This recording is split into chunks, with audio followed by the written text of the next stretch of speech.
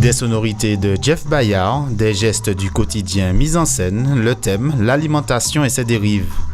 Ces deux danseurs faisaient déjà partie du voyage pour l'acte 1. Pas question de faire un remake, on sait creuser les méninges. Comment revenir avec une gestuelle originale et une nouvelle gestuelle comment travailler dans l'espace justement autrement pour trouver d'autres façons d'aborder le mouvement, d'aborder le temps et pour qu'on puisse amener encore les gens à autre part.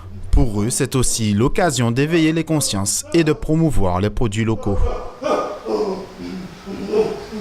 y a de belles choses qui se font ici et que ça serait bien de consommer ça et de faire en sorte qu'on devienne plus consommateurs bêtes et qui réfléchissent pas, mais des consommateurs qui savent ce qu'ils mettent dans leur bouche et puis comment ils mangent et adaptés à leur culture, leur environnement direct, quoi.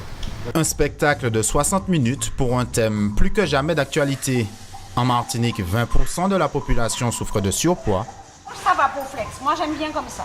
Le maître de cérémonie n'est pas à son coup d'essai, plus d'une quinzaine de pièces à son actif. Pourtant, adapter la chorégraphie à cette thématique n'a pas été chose facile. Nous avons fait des recherches chorégraphiques entre le sucré et le salé.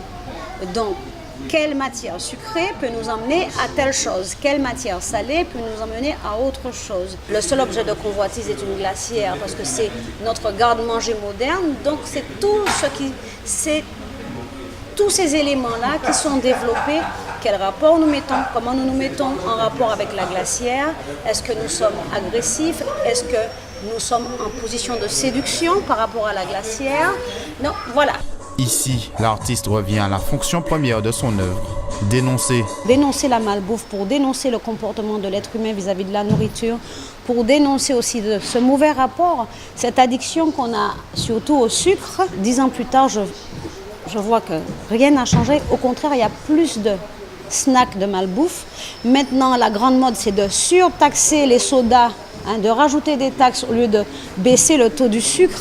Donc nous sommes dans un genre de spirale infernale. En attendant l'acte 3 de la trilogie, la première représentation de cet opus aura lieu les 8 et 9 novembre à 20h au Tropicatrium.